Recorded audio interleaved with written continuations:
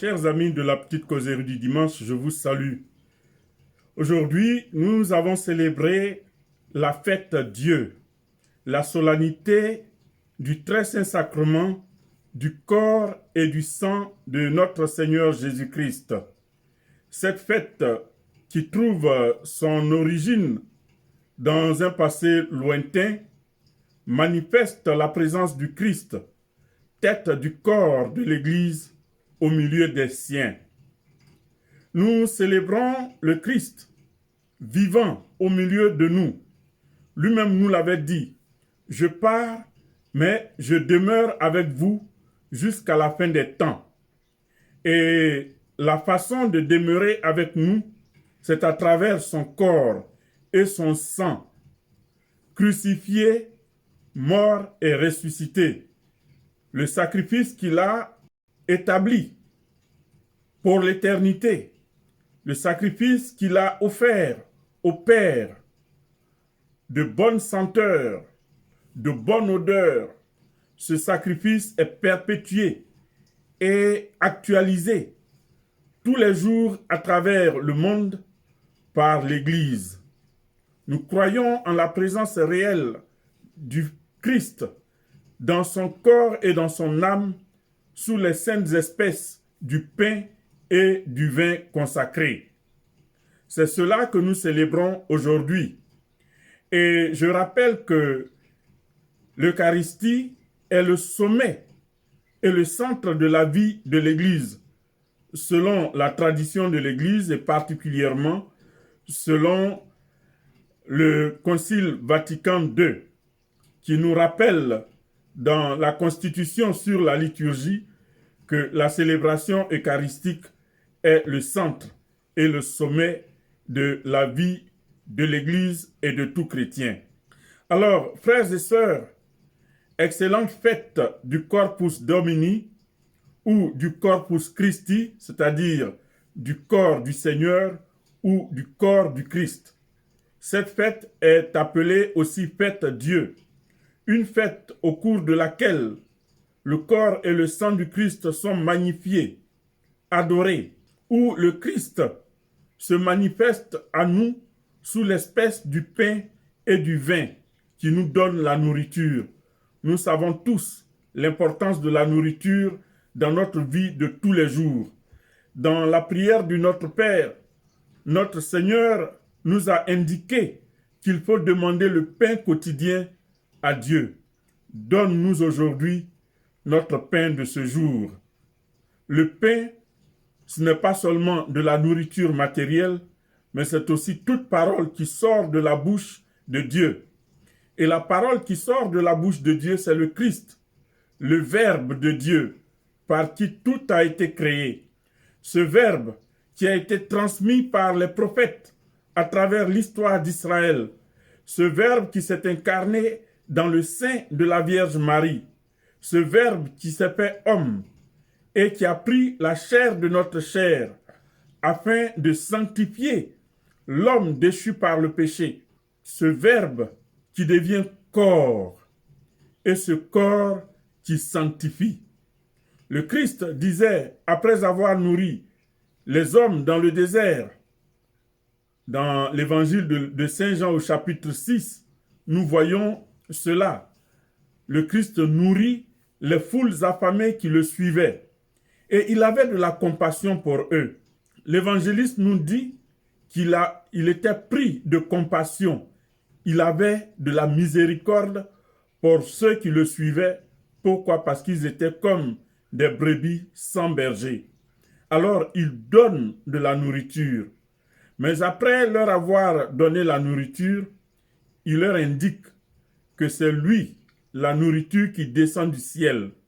Ce Verbe incarné qui se fait nourriture pour leur corps et pour leur âme, afin de les introduire dans le plan de Dieu et dans la vision béatifique qui sera celle de tous ceux qui l'acceptent comme Maître et Seigneur et qui adhèrent à sa parole.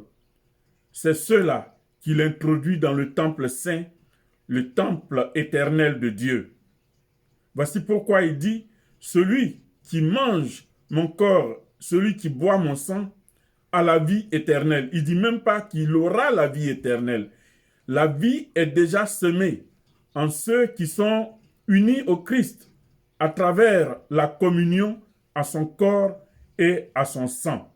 Pour nous, fidèles catholiques, le Christ est réellement présent dans son corps et dans son âme sous les espèces transsubstantiées du pain et du vin. On parle de transsubstantiation, c'est-à-dire que la substance du pain, la substance du vin que nous voyons va se transformer en corps et en sang du Christ par l'opération de l'Esprit Saint. Lorsque le prêtre impose pendant la consécration, la prière consécratoire, les mains au pain et au vin, en disant les mêmes paroles du Christ qu'il a prononcées lors de la scène. Prenez et mangez, ceci est mon corps. Prenez et buvez, ceci est mon sang. Par l'action de l'Esprit Saint, les théologiens ont une expression qui dit ex opere operato. Par l'opération de l'Esprit Saint, ce pain et ce vin que nous voyons de nos yeux comme pain et vin deviennent corps et sang du Christ. Dans une présence réelle, il ne s'agit pas là de symboles ou de métaphores. Il s'agit de la présence réelle du Christ avec son corps et son âme. Nous avons des exemples de miracles eucharistiques qui se sont déroulés au cours de l'histoire. Le plus fameux est celui de Lanciano, un endroit que j'ai eu à visiter. Alors, le Christ présent dans son corps et dans son âme, sous l'espèce du pain et du vin, nourrit non seulement notre corps, mais il nourrit notre âme. Ainsi, lui qui est le Saint, il nous unit à sa sainteté, donc il nous sanctifie. Celui qui vient manger le corps, celui qui vient boire le sang du Christ, sanctifie son âme, il sanctifie tout son être entier.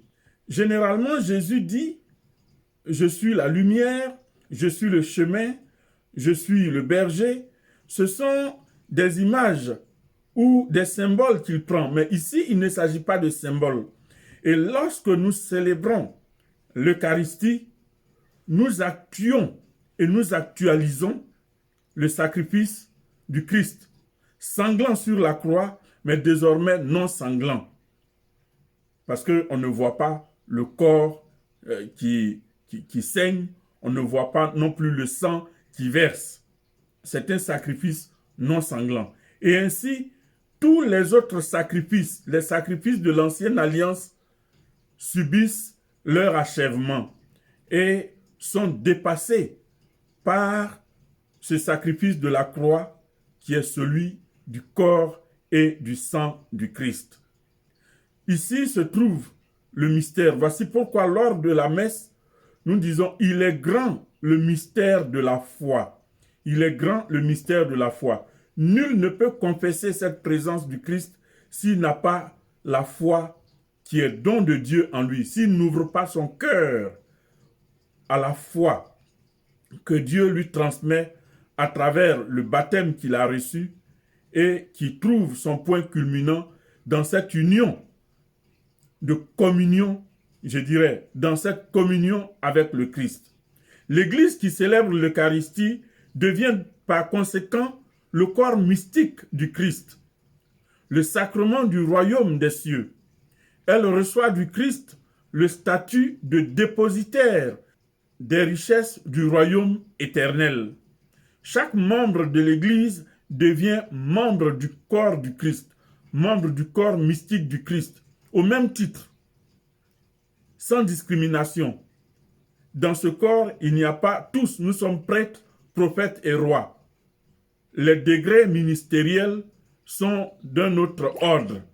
Mais pour ce qui est de la dignité d'enfant de Dieu, nous sommes tous égaux.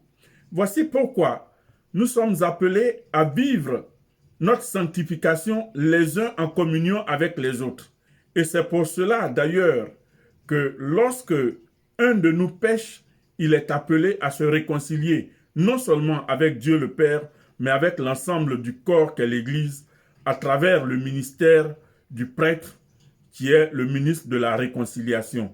Le chrétien qui pêche se coupe de Dieu, mais il se coupe aussi de l'Église. Donc, il s'agit pour lui de retourner à la communion parfaite avec le Christ et avec l'Église à travers le sacrement de la réconciliation dont le prêtre est ministre. En effet, lorsque un membre du corps est à l'honneur, c'est tout le corps qui est à l'honneur. Prenez un exemple. Si vous portez un chapeau sur la tête, c'est tout votre corps qui est magnifié par la beauté de ce chapeau. Si vous portez une médaille au cou, si vous portez une chaîne au cou, une chaîne en or, sertie de diamants ou quelque chose comme ça, c'est tout votre corps qui en reçoit la gloire. Mais en même temps, si le doigt est blessé par exemple, ou le pied est blessé, ou l'œil a des problèmes, c'est tout le corps qui en souffre. Nous sommes ici dans une dynamique de solidarité sanctifiante par le corps du Christ. Lui qui est la tête. On dit généralement que le poisson pourrit par la tête. Ce n'est pas notre cas. Nous nous sanctifions par notre tête. Et en recevant le corps et le sang du Christ, nous entrons dans la dynamique de la sanctification qui nous introduit dans le plan salvifique de Dieu. Que ce jour où nous magnifions le corps et le sang du Christ, que ce jour nous rappelle que chaque fois que nous communions, nous sommes déjà unis à la gloire de notre Père qui est dans le ciel. Nous sommes introduits ainsi, tout en étant sur terre, dans le temple saint, le temple éternel de Dieu. À travers l'Eucharistie, nous a ouvert la voie qui nous mène au salut éternel. Celui qui mange ma chair et boit mon sang à la vie éternelle. En célébrant la fête du très saint sacrement, nous célébrons la proximité de Dieu qui partage notre vie quotidienne et qui nous nourrit de son amour sans limite, malgré nos fragilités et notre vulnérabilité. En célébrant avec grande révérence et faste la fête Dieu, l'Église nous invite à la dimension purement sacrée de notre existence sur la terre. C'est la fête de l'Église, corps du Christ, qui rassemble en son sein les fils et les filles de Dieu dans un élan de foi, d'espérance et de charité dans leur relation mystique avec le Verbe de Dieu. En effet, l'Eucharistique nous unit au Christ, tous, hommes de toute race, langue, peuple et nation, hommes de tous les âges, nous sommes réunis pour être unis au Verbe de Dieu, sans distinction, dans une dynamique de solidarité et de responsabilité sanctifiante. Voici pourquoi Saint Paul dit d'ailleurs, puisqu'il y a un seul pain, la multitude que nous sommes est un seul corps et nous avons tous part à un seul pain. À travers la célébration de l'Eucharistie, dans laquelle le Christ se donne à nous en nourriture, nous participons déjà sur la terre à la célébration des noces de l'agneau immolé, celui qui est digne de recevoir puissance et richesse, sagesse et force, honneur, gloire et louange. Excellente fête, Dieu, excellente fête du Corpus Domini, excellente fête du Corpus Christi. C'est le pain des anges qu'on ne peut jeter aux chiens. Lorsque nous allons à la communion, préparons nos cœurs à entrer en communion avec notre Père qui nous a créés, avec le Christ qui nous sauve et avec l'Esprit Saint qui nous vivifie. Bonne fête du très saint sacrement à tous et à toutes.